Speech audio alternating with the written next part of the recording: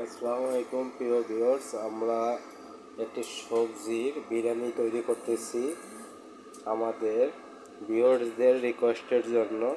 তারা আমাদের অফিসিয়াল পেজে এবং আমাদের ইউটিউব চ্যানেলে কমেন্টের মাধ্যমে তারা বারবার বলতেছে এই শীতের মধ্যে সবজির খিচুড়ি কিভাবে তৈরি করে আপনারা একটি সবজির খিচুড়ি আপডেট করেন, যা দেখে আমরা সবজির খিচুড়িগুলো তৈরি করতে পারি।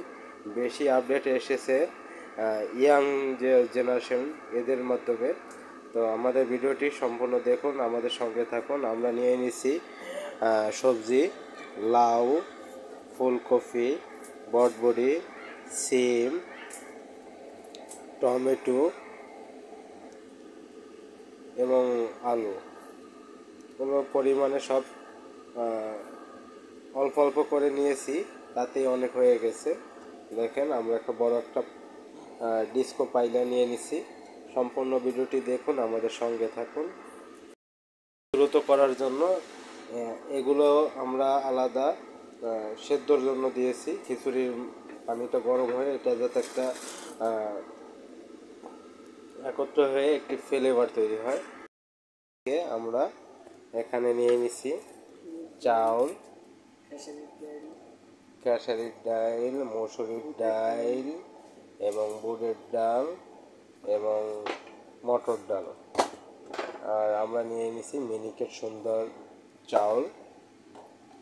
দেখেন, ডাইলের পরিমাণটা একটু বাড়তি নিয়েছি।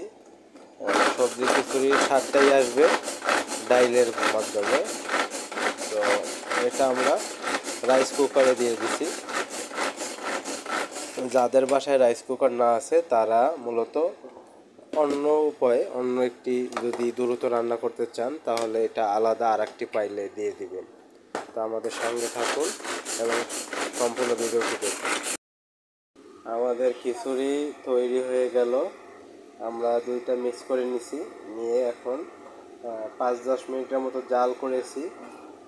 এখন তৈরি হয়ে গেছে। আর আমরা সাথে পেঁয়াজ বা তেজপাতা এগুলো একটা বাগার দেব। বাগার দেওয়ানোর জন্য তৈরি করছি শুকনো মরিচ। আমাদের ভিডিওটি কেমন হলো লাইক, কমেন্ট, শেয়ার দিয়ে আমাদের সঙ্গে থাকুন। ভালো থাকুন, সুস্থ থাকুন। আসসালামু আলাইকুম।